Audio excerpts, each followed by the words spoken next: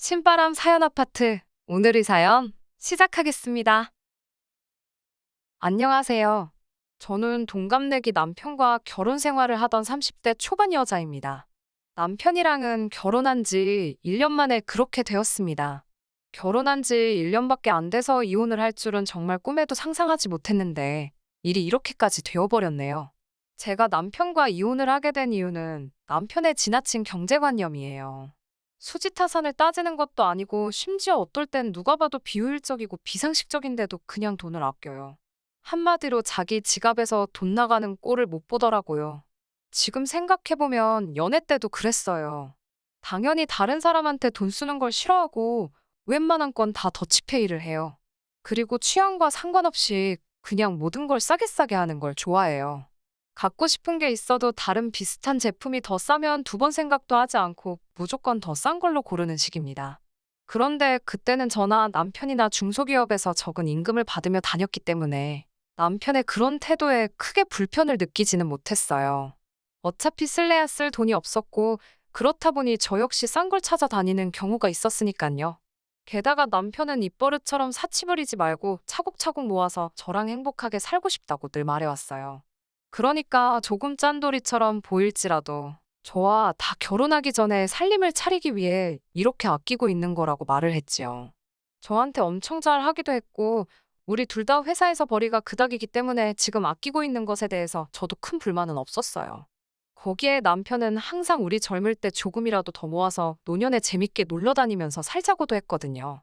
오히려 저는 남편을 계획적이고 알뜰한 남자라고만 생각했지, 이 정도로 지질이 궁상인지는 생각도 못했습니다. 그렇게 2년 정도 연애를 하고 결혼 이야기가 나왔어요. 사실 저는 다른 건 몰라도 결혼에 관한 건 어느 정도 아끼지 않고 하고 싶었어요. 모든 여자들이 그렇듯 저도 제 결혼식에 대한 나름의 환상과 기대가 있었고, 또 여자 일생의 처음이자 한 번뿐인 이벤트잖아요. 하지만 남편은 그거 다 허례허식이라며 어떻게 그날 하루에 돈을 그렇게 털어먹을 수 있겠냐고, 그냥 제가 좀 포기해서 쓸데없이 돈 낭비하지 말고 아꼈다가 나중에 편하게 살자며 저를 설득할 들더라고요. 보다 못한 친정어머니가 보태주신다고 해도 남편은 그마저 극구사양하며 아끼자고 고집을 부렸고요. 결국 친정어머니가 남편 몰래 보태주신 돈으로 그나마 드레스하고 메이크업은 제 취향대로 할 수 있었어요. 거기에 코로나 시국 덕분에 결혼을 하고도 신혼여행도 해외로 갈 수가 없었어요. 그래서 아쉬운 대로 제주도라도 가보자 해서 제주도에 가게 됐고요. 저는 남편에게 한 번뿐인 허니문 숙소인 만큼 좋은 곳에 머물고 싶다고 했어요. 그런데 남편은 수학여행이나 갈 법한 펜션을 예약해뒀더라고요. 펜션이라고 세련되고 분위기 낼 만한 곳이 많았는데도 정말 어디 단체에서 단체 여행을 올 만한 곳으로 골라놨더라고요. 저는 펜션을 보고 이게 뭐냐는 듯하는 표정을 짓고 있는데 남편은 저보고 표정이 왜 그러냐고, 내부도 다 리모델링 된 곳인데 가격도 너무 좋지 않냐면서 저한테 자랑하듯 이야기를 하더라고요. 제가 분명히 좋은 곳에서 머물고 싶다고 하지 않았냐 하자 어차피 잠만 자는 곳인데 그런 데다가 뭐하러 돈 낭비를 하냐고 하더라고요. 분노한 제가 위약금을 내가며 취소하고 호텔을 예약했습니다. 하지만 남편은 제가 자기가 고른 곳을 취소했다는 사실보다 그 위약금 몇 푼에 화가 나 있더라고요. 여행지 내내 돈 아껴야 된다면서 밥도 제 거만 시키게 하고 한 사람 앞에 하나 시켜야 하는 곳에서는 자기는 안 먹을 테니 밖에서 기다리겠다고 저 혼자서만 먹으라고까지 했어요. 애도 아니고 여행지에서 내내 그런 식으로 땡깡을 부리고 있으니 아무리 어쩔 수 없이 온 제주도라지만 신혼여행이나 다름없는 여행이었는데 그렇게 신혼여행을 망치고 말았습니다. 그리고 얼마 지나지 않아 저는 회사를 관두고 작은 사업을 시작했어요. 당연히 남편은 당장 제가 수입이 줄어들 수도 있다는 생각에 반대를 했고요. 하지만 결혼할 때 친정어머니께서 보유 중인 부동산이 있어 그 집에 전세로 저희가 완전히 자리 잡을 때까지 무상임대를 해주신 게 있기 때문에 어쩔 수 없었는지 며칠 궁시렁대다가 금방 포기하더라고요. 새로 사업을 시작하다 보니 이래저래 어쩔 수 없이 발생하는 비용들이 있었습니다. 때로는 일 때문에 만난 사람에게 식사라도 대접해야 하는 경우도 종종 있었고요. 그래도 접대용 식사인데 남편하고 연애할 때처럼 맨날 국밥이나 분식을 먹을 수는 없지 않나요? 그렇다 보니 때로는 식사에 10만 원 정도 지출할 때도 있었습니다.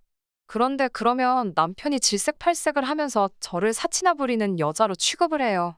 제가 남편이 벌어온 돈으로 그러는 것도 아니고 제가 직장 생활하면서 꼬박 모아온 돈을 사업 자금으로 쓰고 있는 거고, 사업을 운영하면서 비용 처리가 가능한 부분인데도 그 돈이 결국 벌돈에서 나가는 거 아니냐는 식으로 사업으로 쓰는 돈도 자기가 원하는 대로 다루려고 했어요. 남편이 이렇게 아끼는데 급급한 데는 남편 나름의 사연이 있기는 해요. 연애할 때는 전혀 몰랐는데 결혼 후 시모가 말하길 남편이 어렸을 때 시댁이 정말 정말 힘들었다고 하더라고요. 장남이었던 남편은 돈을 아껴 쓰는 걸 습관화할 수밖에 없었고, 그러다 보니 지금도 금액이 조금만 커지면 엄청난 죄책감을 느낀다고요. 그래서 남편과 돈 문제로 부딪힐 때마다 답답하고, 결혼 후에는 재산이 공동의 재산이 되었으니 무슨 일이 있을 때마다 사사건건이 부딪혀야 한다는 생각을 하니 걱정이 태산이었어요. 하지만 그래도 내가 선택한 남자이고 결혼 전에 제게 보여줬던 모습과 결혼이란 건 어느 정도 서로 맞춰 살아야 한다는 생각도 있었기 때문에 참고 또 참았습니다. 남편이 제게 바라는 게 있는 만큼 남편도 저에게 맞춰주고 있다고 생각하는 부분이 있지 않겠냐는 생각을 했었어요. 그런 제가 결국 남편의 태도에 폭발하게 된 건 바로 얼마 전의 사건 때문입니다. 남편과 장을 보고 집에 돌아가는 길에 정말 우연히 길에서 중학교에 다니는 사촌 동생을 만났습니다. 저희 외삼촌의 아들로 어렸을 때 맞벌이 부부인 외삼촌네의 부탁으로 저희 어머니가 키우셨거든요. 사촌 동생이 저랑 나이 차이가 많이 나다 보니 사춘기가 오고 난 뒤로부터는 저를 예전보다는 어려워하긴 하지만 외동인 저한테는 그때부터 쭉 친동생이나 마찬가지였어요. 얼마 전 삼촌네가 근처로 이사 왔다는 이야기는 들었는데 정말 신기하게 사촌 동생을 길에서 마주친 거죠. 동생에게 어디 가냐고 물었더니 아침부터 아파서 고생하다가 결국 병원 가서 약 받고 집에 가고 있다고 하더라고요. 시간을 보니 외삼촌도 외숙모도 안 계실 시간 같아서 집에 가면 누구 있냐고 물었어요. 그러자 아무도 없다고 하길래 동생 안색도 안 좋아 보이고 해서 제가 억지로 근처에 있는 죽집에 끌고 갔어요. 어떻게든 밥 한 끼는 먹여서 보내야겠더라고요. 동생은 싫다고 했지만 제 마음이 안 좋아서 억지로 죽집에 데려가 앉혔어요. 근데 보니까 남편 표정이 별로 안 좋더라고요. 요즘 시국이 그렇다 보니 아픈 사람하고 같이 있는 게 불편해서 그런가 했어요. 저한테야 친동생 같은 사촌동생이지만 남편하고는 교류가 거의 없다고 봐도 무방한 동생이니까요. 그래도 아픈 사촌동생이 처음엔 속이 안 좋다며 힘들어하면서도 한술 두술 떠먹다 보니 되게 잘 먹길래 약 먹고 나서도 안 좋아지면 좀 더 먹으라며 전복죽 하나를 더 포장해서 줬어요. 그런데 문제는 여기서부터였습니다. 남편과 장 보러 갈 요량으로 저는 산책하듯이 밖에 나오느라 핸드폰이며 지갑이며 아무것도 들고 나오지 않은 상황이었어요. 그래서 남편에게 계산 좀 해달라고 부탁을 했어요. 그랬더니 남편은 들은 채 가만히 있고 지갑을 꺼낼 생각을 안 하는 거예요. 그래서 제가 빨리 계산 안 하고 뭐 하냐니까 사촌동생한테 네가 먹은 건 네가 내라고 하더라고요. 저는 순간 제 남편이지만 미쳤나 싶었어요. 하마터면 입 밖으로 욕이 나올 뻔했습니다. 진짜 너무 쪽팔리고 당황스러워서 남편을 따로 불러냈어요. 그리고 동생에게 안 들릴 만한 거리에서 있는 욕 없는 욕 다 하면서 당장 가서 결제하라고 했어요. 진짜 정이 확 떨어지면서 방금 먹은 죽이 다 올라오는 기분이더라고요. 당황한 동생에게 가끔씩 니네 매형이 저렇게 장난치는 걸 좋아한다고 농담처럼 얼버무렸어요. 그리고 셋이 죽집에서 나왔는데 남편이 동생을 따로 부르더라고요. 저는 솔직히 정신 차리고 동생한테 용돈이라도 주려고 하나 생각했어요. 그런데 남편이 동생 핸드폰에다 뭘 찍고는 다시 되돌려주더라고요. 뭔가 싶었지만 따로 묻지 않았고 남편도 따로 말하지 않더라고요. 그리곤 그냥 그대로 집에 가서 있고 있었어요. 그런데 그날 저녁 외숙모한테 전화가 와서 다짜고짜 저희 남편 바꾸라고 그러더라고요. 제가 무슨 일이시냐고 물으니 외숙모가 저랑 할 이야기가 아닌 것 같다고 자꾸 남편 바꾸라고 그러시는 거예요. 제가 그러지 말고 저한테 말씀하시라고 하니까 외숙모가 한숨을 내쉬면서 네 남편이 우리 애한테 계좌번호를 찍어줬다는 거 너도 알고 있냐고 물으시더라고요. 남편이 제 사촌동생한테 계좌로 돈을 보내라고 했다는 거예요. 그 말을 듣는데 얼굴은 화끈거리고 너무 죄송한 마음이 들고 어쩔 줄을 모르겠더라고요. 그 길로 외삼촌네로 달려갔더니 사촌동생은 저를 보려고도 안 하더라고요. 외숙모가 말하기를 사촌동생은 죽도 별로 먹고 싶지도 않았는데 억지로 먹으라고 그러더니 돈 내라고 그래서 너무 억울했다고 하소연을 하더래요. 자긴 돈도 없는데 어떡하냐고요. 안 그래도 동생이 사춘기가 와서 예전처럼 지내지 못하는 데다가 이제 저희 집 근처로 이사까지 왔으니 가까이 살면서 잘 지내고 싶었는데 오히려 더 멀어져 버리게 된 거예요.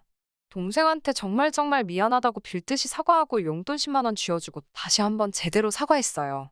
아직도 화가 나 있는 외삼촌과 외숙모에게도 몇 번이고 죄송하다고 남편한테도 단돌이 똑바로 시키겠다고 했고요. 그 길로 집으로 달려와 남편하고 한바탕 했어요. 이제 중학생이 내한테 2만 원을 내놓으라고 한 정신 상태가 궁금하다고 한마디 했지요. 그랬더니 되려 저한테 큰 소리를 치더라고요. 마치 저를 당장이라도 한 대 치려고 하는 기세로 말이죠. 요는 자기가 그 2만 원을 벌기 위해 얼마나 노력하는지 알고 있느냐. 네 사촌 동생이 아무리 어려도 땅을 파면 2만 원이 나오는 게 아니란 걸 알려줘야 한다. 돈 알기를 벌써부터 우습게 알게 하면 안 된다는 듯이 오히려 저한테 화를 내기 시작했습니다. 그래도 제 눈에서 전에 없던 분노를 읽은 건지 제가 아무 말도 안 하고 노려보고만 있으니 자기는 더 할 이야기가 없으니 이제 그만하라고 말하고는 혼자 방으로 들어가더라고요. 밤새 정말 혼자서 엄청 오랜 시간 고민을 했습니다. 이렇게 저렇게 생각을 해봐도 이 남자가 좋은 연애 상대여서 결혼을 결심하긴 했지만 이 사람하고는 더 이상은 못 살겠다는 생각을 했습니다. 친척들이 저를 어떻게 생각할지 사실 상상도 하기 싫었어요. 너무 수치스럽고 쪽팔려서요. 자라오면서도 늘 친척들에게 똑 부러진다. 다른 사람은 몰라도 저만큼은 앞날이 걱정이 되지 않는다. 이런 이야기를 듣고 자라왔는데 말이에요. 솔직히 그때 기분에는 이혼까지 생각했습니다. 하지만 그렇게 쉽게 결정하지 못하겠는 상황에 남편이 제발 서로 새 삶을 찾자는 것 마냥 알아서 쐐기를 박아주더라고요. 얼마 전이 신우의 생일이었습니다. 결혼 첫 해라 신우 생일인지도 몰랐어요. 남편이 전화로 여동생 생일이니까 괜찮은 밥집 좀 찾아 예약을 해달라고 하더군요. 제 사촌동생과의 일만 없었다면 저도 크게 의미를 두지 않았을 거예요. 하지만 그런 일이 있던 이후인지라 좋은 생각은 들지 않고 또 자기 동생 생일이라고 괜찮은 밥집을 예약하라는 말이 곱게 들리지만은 않더라고요. 아마 이때 마음을 굳혔던 것 같아요. 남편의 반응을 보기 위해 제가 예약할 수 있는 선에서 가장 비싼 일식집을 찾아 예약을 했습니다. 인당 20만 원이 넘었고 앉은 자리에서 한 잔에 만 원은 우스운 주류까지 같이 주문해야 하는 곳이었어요. 남편은 계산할 때까지 가격을 몰랐으니 그냥 초밥집에 온 줄 알고 있었고요. 신우와 시어머니가 예약한 일식집에 도착을 했어요. 이미 인터넷으로도 유명한 곳이었기 때문에 신우는 벌써부터 눈이 휘둥그레져서는 엄청 기대한 듯이 보이더라고요. 이런 데를 다 데려왔냐고 하면서 그때서야 가격이 얼마인지 들었어요. 남편은 가격에 놀라 적잖이 당황한 듯 보였지만 어차피 예약 취소도 불가능하고 그냥 갔다간 예약 취소금만 음식값만큼 지불을 해야 한다는 설명을 듣고 자리에 앉더군요. 한 사람 앞에 하나씩 맛깔난 음식들이 나오니까 저도 계획이 있어 간 곳이지만 기분은 나더라고요. 신우도 신이 나서 음식 하나 나올 때마다 먹을 생각은 안 하고 사진 찍는 데에만 여념이 없었어요. 시어머니도 좋아하시고 하니 남편은 꽤나 으쓱해 하더라고요. 그리고 계산할 때가 되었습니다. 잘 먹었다고 말하고 나가려던 신우와 시어머니에게 어딜 나가냐고 각자 대신 건 계산해야 하지 않겠냐고 두 사람을 불러세웠어요. 두 사람은 적잖이 당황했지만 그 두 사람보다 더 당황한 건 남편이었습니다. 저는 제 카드로 제 몫을 따로 계산했습니다. 남편은 기분 낸다고 술을 몇 잔이나 마셔서 30만 원이 넘게 나왔고 시어머니와 신우도 스스로 계산하기는 부담스러울 정도로 적당히 많은 금액이 나왔어요. 게다가 남편은 평소에 아낀다고 현금도 하나도 들고 다니지 않고 카드마저도 한도를 50만 원으로 설정을 해뒀기 때문에 두 사람 걸 계산해줄 여력이 안 되는 걸 저는 이미 알고 있었어요. 거기에 하늘이 도운 건지 남편이 일단 자기 몫이라도 계산하려고 했는데 카드가 이미 한도 초과가 되어 거절을 당하더라고요. 남편도 가게 안에서 체면 세운다고 저한테 화 한 번 내지 않고 있다가 이젠 도무지 방법이 없을 것 같으니 저에게 화를 내더라고요. 보다 못한 시어머니가 본인이 자기들 건 전부 낸다고 하시기에 남편이 저에게 말해준 것 그대로 말해줬습니다. 2만 원도 땅을 파서 나오는 게 아닌데 그 10배가 넘는 돈을 왜 내주시냐고요. 신우도 이제 대학교 졸업할 때가 다 되어가니 돈 귀한 줄 알아야 하고 남의 돈 쓰는 게 쉬운 게 아니란 걸 알려줘야 한다고 말씀드렸죠. 절대로 계산해 주시면 안 된다고 제가 완강하게 버티니 결국 시어머니는 본인 것만 계산하고 신우도 울상이 되어서는 자기 카드로 계산을 했어요. 대학생이니 돈이 아예 없는 건 아니었지만 식사 한 끼에 그 정도 돈을 썼다면 신우한테는 엄청난 타격이었을 거예요. 두 사람은 기분이 나빴던 건지 자기들 계산이 끝나고 가게 밖으로 나가버렸습니다. 남편만 계산을 못하고 있는 상황이었어요. 이러지도 저러지도 못하니 기세 좋게 화를 내던 남편도 나중에는 저한테 돈 좀 내달라고 빌더라고요. 저는 제 거 냈으니까 너 거는 너가 알아서 하라고 하고 집으로 돌아왔어요. 결국 남편은 근처에 있는 은행 ATM기까지 뛰어가서 자기 돈을 찾아와 계산을 했는가 봐요. 제가 집에 돌아오고 얼마 지나지 않아서 따라 들어오더라고요. 얼굴은 시뻘개져서 씩씩대고 있는 꼴을 보니 속이 참 후련했어요. 남편은 대번에 저한테 그게 뭐 하는 짓이냐며 화를 내기 시작했습니다. 저는 그게 뭐가 어떠냐면서 아무렇지도 않게 받아쳤지요. 어떻게 자기 가족들 앞에서 자기를 그렇게 쪽을 줄 수 있냐며 화를 내더라고요. 지난번 제 사촌동 생일과 다른 게 뭐냐 따졌더니 사촌하고 가족하고 같을 수가 있냐며 자기가 뭘 잘못했는지는 끝까지 생각하지 않고 저에게 소리만 지르고 있었어요. 검소한 것도 잔돌이인 것도 최대한 이해하려고 해봤지만 또 자기 가족 얽힌 일에선 이렇게 내로남불까지 하는 사람이라고는 생각도 못했습니다. 일관적이게 짠돌이 짓을 할 거면 자기 체면이 어떻든 간에 제가 그 자리에서 시어머니와 시누에게 본인 몫을 각자 지불하라고 했을 때 그렇게 하라고 거들었을 테죠. 그런데 자기 가족이 먹는 밥은 얼마가 되었든 자기가 지불할 용의가 있다고 우기는 거 아닌가요? 물론 그 금액이 비싼 건 여전히 아까워하겠지만요. 여기서 더 남편과 실갱이하면서 서로 소리쳐 싸워봤자 감정만 상할 뿐이란 걸 알고 있었어요. 애초에 원초적인 해결이 필요했던 거죠. 그렇게 좋아하는 돈, 이제 혼자서 벌고 쓰고 알아서 맘대로 하라고 했지요. 그랬더니 말기는 또 못 알아듣고 하는 말이 갑자기 왜 그러냐고, 혹시 제가 하는 사업이 잘 안 돼서 그러는 거냐고 하더라고요. 그저 돈 이야기 앞에는 저렇게 민감해져서 앞으로 이 남자와는 어떻게 행복할 틈이 없을 것 같다는 확신이 들었습니다. 이혼하자고 단도직입적으로 말을 해주니 그제서야 그러지 말라고 빌더라고요. 아까 혼내던 모습은 온데간데 없고 울먹이기까지 했습니다. 남편에게 나랑 결혼은 왜 했냐고 했더니 신혼부부로 살면 대출도 싸게 나오고 여러 가지 혜택이 좋지 않냐고 하더라고요. 그 와중에도 저를 사랑해서 결혼한 거라는 대답을 듣고 앞으로 잘해보자고 하려던 제가 다 한심해지더라고요. 그래서 결국 남편과는 이혼하게 되었습니다. 집이야 친정어머니 집에 무상으로 살고 있었으니 아무 문제가 없었고 혼인기간이 짧다 보니 분할할 재산도 없었습니다. 처음에는 그나마도 잘못했다고 사과를 하기는 했지만 나중에도 제가 마음을 굽히질 않으니 이혼 비용에 돈을 아끼고 싶었는지 순순히 합의를 해주더군요. 그나마 둘 사이에 아이가 없던 게 다행인 것 같네요. 회사는 그만뒀지만 사업이 어느 정도 자리를 잡고 있어서 이혼을 한다고 하더라도 당장 제 자신 하나는 건사할 수 있겠다 싶습니다. 검소한 것과 짠돌이는 종이 한 장 차이입니다. 사람을 자세히 파악하지 못한 제 자신도 있지만 정말 저 같은 사건을 겪기 전까지는 알 수 없기도 하겠지요. 제가 사람을 잘못 본 거기는 하지만 연애할 때 감정 때문에 단점을 장점으로 받아들이시는 분이 없으면 참 좋겠네요. 그래도 거지 같은 남편을 떠나 다시 새 출발하게 되었으니 사연 들어주신 분들께 감사드리고 저한테 앞으로 좋은 일 생길 거라 응원의 메시지 한번 보내주시면 참 감사하겠습니다. 이만 사연 마치도록 하겠습니다. 안녕하세요. 30대 여성입니다. 제가 이렇게 사연을 보내게 된 이유는 저희 시아버지 때문이에요. 시어머니도 아니고 신우도 아닌 시아버지 때문에 제가 이혼을 결심하게 될 줄은 상상도 못했어요. 시아버지가 그런 분이실 줄이야. 솔직히 시아버지 성격이 드세서 힘들어요. 막말을 하셔서 힘들어요. 뭐 그런 이야기야. 다른 분들의 사연에서도 종종 나오는 이야기잖아요.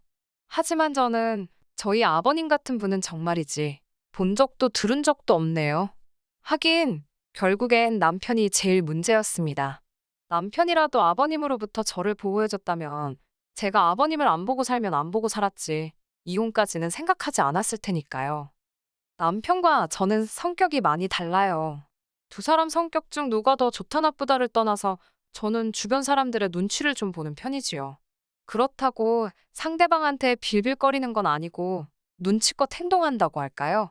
짚고 넘어가야 할 일은 짚고 넘어가는 편이고요. 반면에 남편은 눈치가 없는 편이고 굳이 서로 불편한 상황은 만들어서 뭐하냐. 안 해도 될 말은 하지 말자는 식이지요. 제가 남편과 이혼하게 된 이유를 이야기하려면 일단 저에 대해서 설명을 해야 할 것 같아요. 제가 대학생일 때 저희 부모님께서는 음주운전 교통사고로 세상을 떠나셨습니다. 하지만 가해자를 탓하고 원망하고 슬퍼할 겨를도 없이 제가 처리해야 할 일들이 많았어요. 부모님께선 작은 식당을 운영하고 계셨는데 도무지 저 혼자 어떻게 할 수가 없어서 가게를 팔았습니다. 부모님이 생전에 고생하시면서 일구신 재산이라 생각하고 권리금까지 받아서 팔았습니다. 이 밖에도 아파트를 상속받게 되었고 얼마의 예적금 그리고 보험금도 좀 나왔어요. 이 과정에서 정말 상처가 되었던 건 친척들의 반응이었습니다. 원래도 친정 부모님과 친가 어른들의 사이가 좋지 않았기에 애시당초 그쪽에 기댈 생각도 기대도 전혀 없었거든요. 하지만 그런 막말까지 듣게 될 줄은 몰랐습니다. 작은 숙부라는 사람이 저더러 아주 돈독이 올랐다나 돈의 환장을 했냐던가 그러면서 욕심이 사나우면 벌 받는다고 그 돈 사촌 동생들하고 좀 나눴으랍니다. 자기 형이 죽었는데 졸지의 조카가 부모를 다 잃었는데 뚫린 입이라고 저딴 소리를 하나 싶더군요. 진짜 인간으로도 안 보였어요. 외가 쪽도 사정은 다르지 않았습니다. 그래도 부모님이 살아계셨을 당시 외가하고는 관계가 괜찮은 편이었거든요. 그렇다 보니 사고를 알아차리자마자 이모와 삼촌들에게 먼저 연락을 하게 되었지요. 하지만 돈 앞에 장사 없다더니 그 말이 딱이었어요. 장례를 치르고 어느 정도 상황이 수습되고 나자 큰이모가 연락을 해오셨습니다. 어머니께는 4명의 형제자매들이 있었는데 저는 그 중에서도 큰이모를 제일 잘 따랐거든요. 그래서 큰이모가 저에게 아파트를 팔고 당신과 같이 살자고 했을 때 그런 음흉스러운 계획이 있을 거라곤 상상도 하지 못했습니다. 큰이모가 말하기를 제 안전도 걱정이 되고 딸처럼 챙겨주고 싶어서 그렇다고 했으니까요.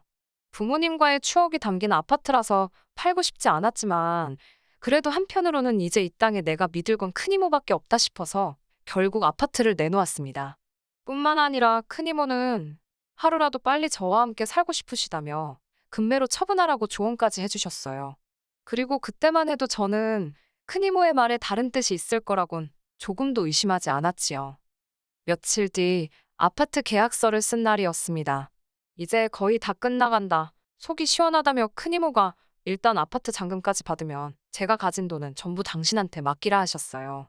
몇 배로 불려주신다는 말과 함께요. 그때 뭔가 조금 깨름직한 기분이 들었지만 어떻게 말해야 할지 모르겠더군요. 그리고 그날 밤 이모와 이모부가 하시는 대화를 듣고 전 크게 충격을 받고 말았습니다. 두 분께서 제 돈을 가지고 사업 계획을 세우고 계셨으니까요. 정신이 번쩍 들었고 이튿날 저는 바로 계약자에게 연락을 취했어요. 그리곤 생판남인 그분에게 구구절절 제 상황을 털어놓았습니다. 다행히 제 또래의 딸이 있다는 그 여사님께서 그 누구보다 저를 위로해 주시며 계약을 물러주셨네요. 시간이 흘러 원래대로면 잔금을 받았어야 하는 날이었습니다. 이른 아침부터 몇 시에 부동산에 가냐며 같이 가자고 연락을 해온 큰이모에게 곰곰이 생각해봤는데 역시나 아파트는 안 팔고 싶다고 그리고 돈 관리도 제가 알아서 하겠다고 말씀드렸습니다. 그러자 큰이모는 처음엔 저를 어르고 달래시는 듯 하더니 결국 얼마 가지 않아 화를 내시며 속내를 드러내셨습니다. 너 크는 동안 내가 너한테 얼마나 잘해줬는데 하늘에 있는 네 엄마가 너 욕심 사납다고 욕할 거라면서 별의별 소리를 다 하시더라고요. 그 이후로는 정말이지 아무도 믿을 수 없게 되었습니다. 이후로 기댈 수 있는 가족 하나 없이 10년을 혼자 살았습니다. 그러다 우연히 남편을 소개받게 되었지요. 제 모든 상황을 알면서도 남편은 개의치 않는 눈치였어요. 그리고 남편이 프로포즈를 해왔을 무렵에는 성격 차이로 인한 다툼도 많이 줄어든 상태였고요. 그래서 결혼을 결심했지요. 하지만 저에게도 가족이 생긴다는 기쁨이 컸던 탓인지 나름대로 따질 건 따지고 고른다고 골랐는데도 못 보고 지나친 것들이 있었네요. 결국 이렇게 이혼을 하게 된 걸 보면 제가 헛똑똑이었나 봐요. 아무래도 친정이 없다 보니 상견례는 따로 하지 않았습니다. 상견례에 나서주실 어른들이 없다는 걸 시부모님께서 이해해 주셨어요. 결혼식이나 혼수, 예당 같은 경우 제가 부모님이 물려주신 집에서 살고 있었는데 위치 자체가 저나 남편 직장에서 그다지 멀지 않아서 남편이 들어와서 살기로 했습니다. 혼수를 해봤자 이미 집에 기본적인 가구 과자는 다 갖춰져 있었기에 남편이 크게 돈 쓸 게 없었어요. 하지만 예단은 생략하기가 어려웠습니다. 주변 지인들이 그래도 네가 해가는 게 많은데 무슨 예단까지 해가냐고 한마디씩 하긴 해줬지만 당시만 해도 솔직히 저 말이지요. 시부모님과 정말 잘 지내고 싶었습니다. 저희 부모님이다 생각하고 잘해드리고 싶었고 정말 딸 같은 며느리가 되고 싶었습니다. 잘 보여서 예쁨 많이 받고 사랑도 많이 받고 싶었네요. 그래서 예단으로 두 분께 명품 시계 해드렸습니다. 이후로도 이틀에 한 번씩 전화드리고 옷 사드리고 한 달에 30만 원씩 용돈 드리고 명절과 아버님 생신 때 또 따로 50만 원씩 챙겨드렸어요. 제 딴에는 정말 최선을 다했습니다. 하지만 시부모님을 만족시켜드리는 건 제가 생각한 것보다 훨씬 힘들고 서러웠습니다. 그간 제가 겪은 일들을 하나하나 열거하자면 3일 밤을 꼬박 지새도 모자랄 판이지요. 그러니 이혼을 결심하게 된 결정적인 사건만 털어놓겠습니다. 솔직히 식을 올린 이후로 어머님 아버님을 직접 겪어본 결과 다른 분들과 크게 다를 것도 없다는 건 알아차렸습니다. 그래서인지 딸 같은 며느리가 되겠다는 제 다짐이랄까요? 그 마음가짐도 조금씩 사라져가고 있었지요. 그러다 식을 올린 지 6개월 만에 정말 어처구니 없고 실망스러운 사실을 알게 되었습니다. 그전부터 항상 의아했던 것이 아버님께서는 평생을 택시 운전사로 돈을 버셨다 들었거든요. 그러나 단 한 번도 아버님이 운전하시는 모습을 보질 못했습니다. 차가 없으신 것도 아니었어요. 그래서 언젠가 아버님께 아버님은 운전하시는 걸 안 좋아하시나 보다고 운을 띄웠습니다. 그러자 아버님께선 멍청한 놈들 때문에 발이 묶였다며 갑자기 짜증을 내셨습니다. 솔직히 그땐 그 말뜻을 정확히 이해하지 못했는데 저희 아버님 성격이 워낙에 불같으셔서 또 묻기도 그렇고 그냥 그러려니 했네요. 사건이 벌어졌던 날은 아버님 생신이라서 시댁에서 점심을 다 같이 먹었습니다. 어머님께서 며느리 솜씨 좀 보자고 하셔서 얼결에 제가 준비하게 되었어요. 사실 남편 말로는 생신에는 항상 외식을 했다고 해서 올해도 당연히 외식을 할 줄 알았거든요. 아무튼 어머님께선 미역국을 비롯한 몇 가지 음식 목록을 정해주셨어요. 그리고는 추가로 아버님께서 갈비찜을 좋아하시니 며칠 두고 먹게 양 좀 넉넉히 그리고 꼭 칸으로 준비하라셨습니다. 물론 상차림에 들어간 비용은 전부 저희 생활비로 부담해야 했고요. 그래서 생신 선물로는 요새 유행한다는 용돈 박스에 10,000원짜리로 50만 원만 채워 넣었습니다. 하지만 유감스럽게도 50만 원도 제 딴에는 쓴다고 쓴 건데 좋은 소리는 못 들었네요. 아버님께선 이게 다 5만 원짜리였으면 얼마나 좋았겠냐며 오히려 핀잔을 주셨거든요. 아버님은 생신상에 들어간 제 노력과 시간, 그리고 비용은 안중에도 없으신 눈치였습니다. 순간 파스가 덕지덕지 붙은 제 손목을 보니 눈물이 왈칵 쏟아지더라고요. 그러자 아버님께선 저더러 갑자기 왜 재수없게 남의 생일상 앞에서 울고 난리냐며 밥맛 떨어진답니다. 그러더니 앞에 놓인 생신상을 냅다 발로 차시고는 술이나 드시러 가셔야겠다며 자리를 일어나셨어요. 화장실로 향하시던 아버님께서 남편에게 가서 차 시동 걸라고 그러시는 게 들렸습니다. 하지만 이미 남편이나 아버님이나 식사를 하는 동안 막걸리와 소주를 꽤나 마신 상태였기에 둘 중 누구도 운전을 하면 안 되는 상황이었지요. 저는 남편에게 운전을 지금 어떻게 하냐고 안 된다고 막았습니다. 아버님께도 저 때문에 그러신 거면 저는 근처 카페라도 가 있을 테니 집에서 드시라고 말씀드렸지요. 그러자 아버님께선 진짜 저 때문에 술맛 떨어진다며 어떻게 시애비 비위도 하나 못 맞추냐입니다. 며느리가 좀 아버님하고 달라붙고 아양도 떨고 그래야 되는데 진짜 별로랍니다. 그러더니 남편더러 빨리 가서 시동 안 걸고 뭐 하냐고 소리를 빽 지르시더라고요. 남편도 안 되겠다 싶었는지 주섬주섬 옷을 챙겨 입고는 현관을 나서는 거예요. 아버님의 막말도 그렇고 하란다고 하는 남편도 바보 같아서 우라가 치밀더라고요. 결국 제가 안 된다고 뛰어나가 그 둘을 가로막았습니다. 아버님, 지금 제 남편 음주운전 시키시려는 거냐고, 제정신이시냐고 소리를 질렀어요. 남편한테도 미쳤냐고 하란다고 하냐고 악을 썼고요. 그리고는 아버님께 그렇게 하셔야겠음 직접 운전해서 가시든지 마시든지 하시라 했네요. 아버님께선 저를 무섭게 노려보시곤 차에 올라타시려 했고 그 순간 남편이 아버지 지금 운전하시면 안 된다고 소리를 치더라고요. 그리고는 어머님더러 빨리 아버지 좀 잡으시라고 소리를 질렀어요.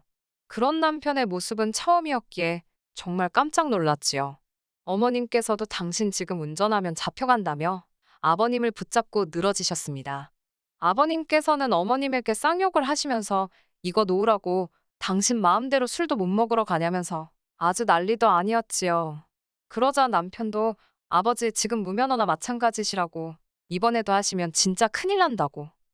결국 한바탕 소동이 있고 나서야 아버님은 누구한테 하시는 건지도 알 수 없는 욕지거리를 내뱉으시며 집 안으로 들어가셨습니다.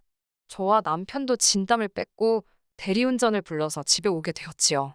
집에 도착하자마자 남편에게 아까 했던 이야기가 다 뭐냐고 물었습니다. 아버님께서 왜 지금 운전을 하시면 안 되냐고 무면허라니 그게 무슨 이야기였냐고 물었어요. 남편은 귀찮다는 듯이 음주운전 2번 하다 걸렸다고 대꾸를 하다가 아차 싶었는지 입을 다물더라고요. 그럴 만도 했지요. 남편은 저희 부모님이 왜 돌아가셨는지도 잘 알고 있었고, 그래서 제가 음주운전하는 사람은 인간 취급도 안 한다는 것도 너무 잘 알고 있었으니까요. 저는 어이가 없어서 왜 그 이야기를 이제 하냐고 결혼 전에 왜 안 했냐고 물었습니다. 그러자 남편은 제가 이렇게 나올 거 뻔히 아는데 못하러 하냐입니다. 모르는 게 약이라면서 네가 나랑 살지 우리 아버지랑 살 건 아니었잖아라고 덧붙이는 남편을 보고 있자니 열이 뻗치더라고요. 그렇지만 그때만 해도 진짜 아버님 상종 못하겠다 생각했지. 남편이 날 속였으니 이혼해야겠다. 그런 생각은 하지 않았습니다. 하지만 이튿날 일요일 아침이었습니다.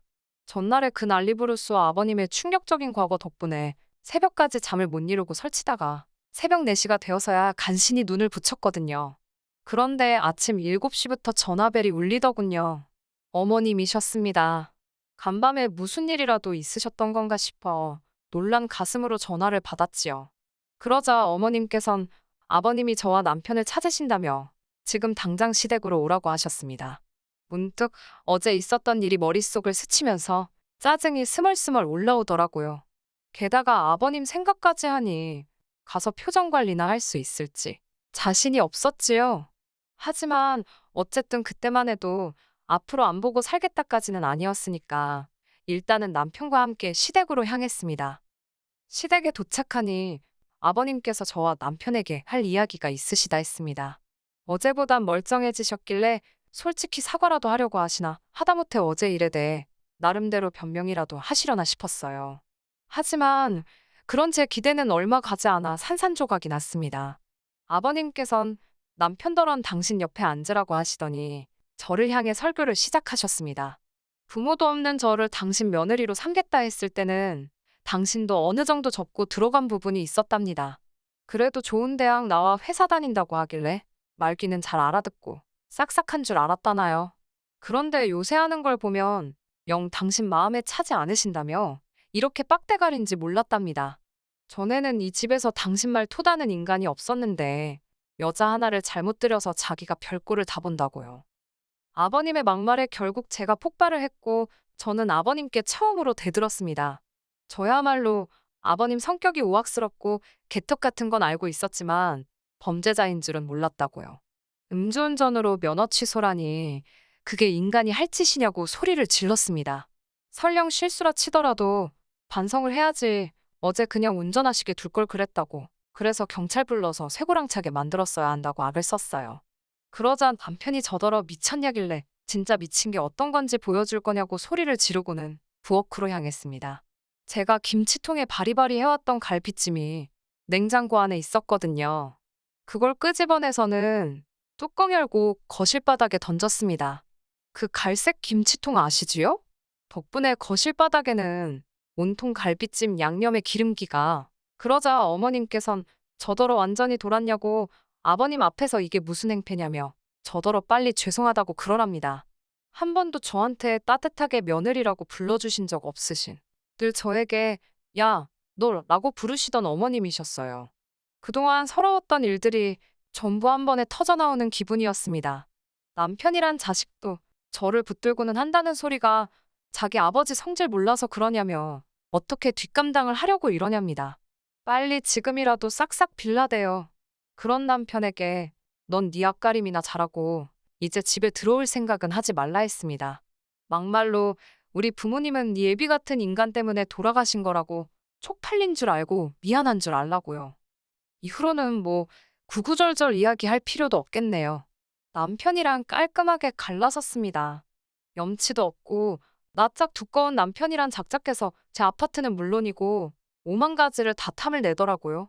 제가 먼저 이혼하자고 했으니 위자료를 줘야 한다나요? 네 하고 싶은 대로 하라고 했습니다. 법대로 하고 싶으면 법대로 하고 소송 걸고 싶으면 소송 걸라고요. 역시나 아무 일도 없었습니다. 그냥 스무스하게 헤어졌지요. 진짜 웃겼던 건 저희가 협의 이혼을 했다 보니 한 달의 숙려 기간이 주어졌었거든요. 그 한 달이 다 끝나갈 즈음에서 어머님 아버님이 저에게 만나자고 연락을 해오셨더라고요. 이제 뭐 겁날 것도 없겠다. 만났습니다. 그러자 두 분이 제 손을 부여잡으시곤 얼마나 그동안 힘들었냐며 당신들이 진작에 마음의 문을 열지 못해서 미안하답니다. 딸 같은 며느리라고 생각하다 보니 이것저것 가르쳐주고 싶은 게 많았다나요. 그러면서 다시 처음부터 시작한다 생각하고 잘해보잡니다. 뭐 때문에 갑자기 그러신 건지는 지금도 모르겠어요. 돈 때문인가 싶기도 하고. 하지만 진심이었든 아니었든 저에겐 더 이상 중요한 문제가 아니었지요. 저는 그냥 한바탕 신나게 웃고는 조심히 들어가시라 했습니다. 다시는 연락하지 마시라고요. 1년도 못 살고 호적 지저분해지고 솔직히 하늘에 계신 부모님을 생각하면 죄송스럽고 슬프고 그렇습니다. 아마 하늘에 계신 부모님도 저를 보면서 그러시겠지요? 속상하고 미안하고 세상 그 어디에도 부모님처럼 저를 사랑해줄 사람은 없다는 걸 너무 잘 알게 된 지금. 그 어느 때보다 떠난 부모님이 그립네요. 하지만 저 하늘 어디선가 저를 응원하고 계실 부모님을 생각하며 슬퍼하기보단 씩씩하게 살겠습니다. 결혼 5년 차에 접어드는 사람입니다. 아직 저와 남편 사이에는 아이가 없네요. 일부러 아이를 갖지 않은 건 아니에요. 오히려 결혼 직후부터 정말 걸은 적 한 번 없었고 매달마다 테스트기 사용하며 살고 있습니다.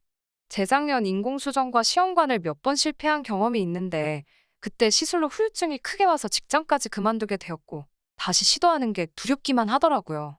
덕분에 지금은 몸 관리만 하면서 쉬고 있어요. 보통 시험관 같은 거 포기하고 있으면 자연 임신이 되는 경우도 많다고 하던데 아직까지 저희에게 좋은 소식은 없네요. 검사를 해보면 저나 남편이나 두 사람 다 아무 이상 없는 병원에서도 어찌할 방도를 모른다고 하는 원인 없는 난임이에요.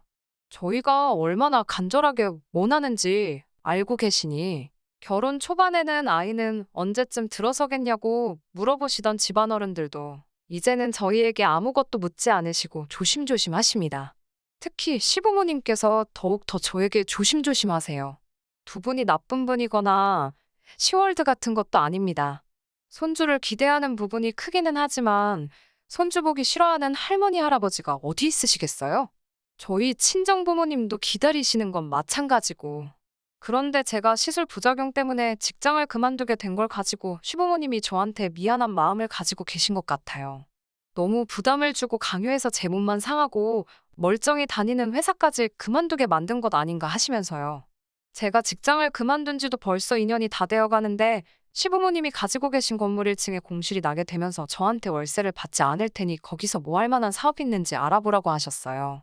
몫이 좋은 곳이라 굳이 저한테 넘기지 않으셔도 세입자 찾는데 전혀 어려움이 없으실 텐데 아직도 제가 쉬고 있는 이유가 본인들에 있다고 생각하시고 저를 배려해 주신 부분인 거죠. 정말 몸둘바를 모를 정도로 감사할 일인데 이것 때문에 아주 스트레스 받는 일이 생겨버렸네요. 남편 위로 누나가 한 명 있어요. 형님은 시집 간 지도 오래되었고 자식도 셋이나 있습니다. 원래부터도 말을 조금 조심성 없이 하는 스타일이었어요. 일부러 그러는 건지는 모르겠지만 약간 듣는 사람 불편하고 기분 나쁘게 말하는 사람들 있잖아요.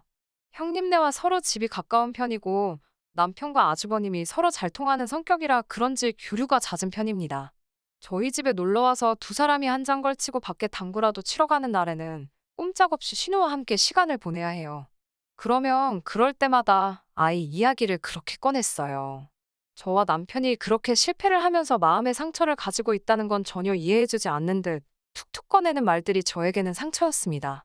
애 키우는 게 힘이 들고 어려운 일이라는 건 알고 있습니다.